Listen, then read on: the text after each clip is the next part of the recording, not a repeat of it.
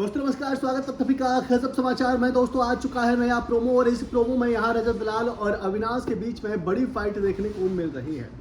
इस बड़ी फाइट को आप आज रात आने वाले एपिसोड में देखेंगे, लेकिन हमने इस फाइट को कल ही देख लिया था लाइव फीड में और इस फाइट को डिटेल में हम जानते भी हैं कि आखिर ऐसा क्या हुआ था, किसकी गलती थी, कौन जो है यहाँ पर ज़्यादा सही था, कौन वाकई में असली यहाँ पर अल्फा मेल बनकर आया था, यानी कि कौन वाकई में यहाँ अपने पॉइंट पर टिका रहा था और किसने पहले माफ़ी मांगी थी इस पूरे वाक्य में। हालांकि इन दोनों के बीच में फिलहाल अगर आप लाइव फीड में जाओगे तो ज़्यादातर चीज़ें नॉर्मल नज़र आ रही हैं, दोनों ही एक दूसरे से नॉर्मली बात कर रहे हैं। लेकिन इस वाकया की बात करें जो आपको आज रात आने वाले एपिसोड में देखने को मिलने वाला है, तो हम आपको बता दें कि यहाँ तजिंदर सिंह बग्गा से फाइट हुई होती है रजत दलाल की, जैसा कि आपने कल एपिसोड में देखा होगा।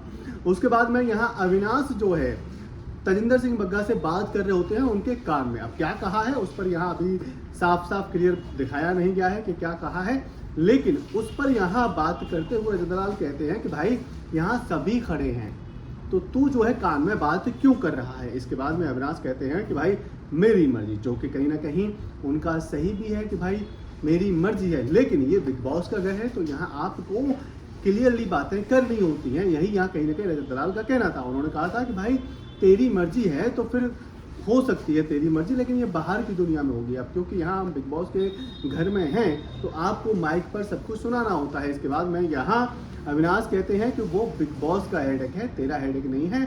यहाँ अगर बिग बॉस चाहेंगे तो मुझे टोक देंगे, अगर आवाज़ नहीं जाएगी तो मेकर से मुझको बता देंगे कि भाई फुसफुस करना मना है यहाँ पर। इसके बाद में यहाँ ये मामला यही नहीं रुकता, वहाँ क्योंकि आर्गूमेंट में अविनाश जीत जाता है तो इसके बाद में यहाँ रजत दलाल को काफ़ी ज़्यादा बुरा लगता है। पूरा दिन वो यही कहता रहता है कि भाई इस लड़के को मैं तमीज़ सिखा के जाऊँगा, इसको इसकी औकात दिखाऊँगा, इसको बताऊँगा कि हाँ भाई इसने गलती करी है, इसको ये रियलाइज़ करा के रहूँगा। इसके बाद में रजत दलाल जो है यहाँ टोंट मार रहे होते हैं, यही सारी बातें कह रहे होते हैं, तभी वहाँ से निकलते हैं अविनाश और अविनाश को यहाँ एक्चुअल में सुना कर ही ये सारी बातें कह रहे होते हैं। तभी अविनाश कहता है कि भाई क्या हो गया तुझे, क्या तुझे सुबह से कोई पॉइंट नहीं मिला है, तुझे कोई मुद्दा नहीं मिला है।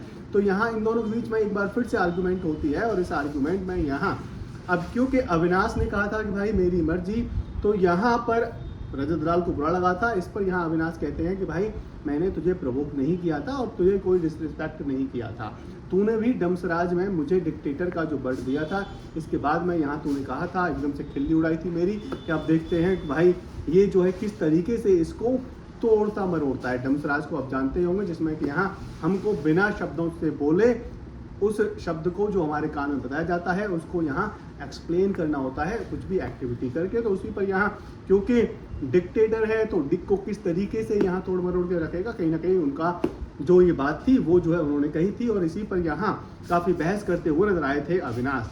अब इसमें जब बहस हो रही थी तब यहाँ देखने को मिला कि पहले यहाँ सॉरी बोला था रजत दलाल ने, जो कि यहाँ पर अल्फा मेल बन रहे थे।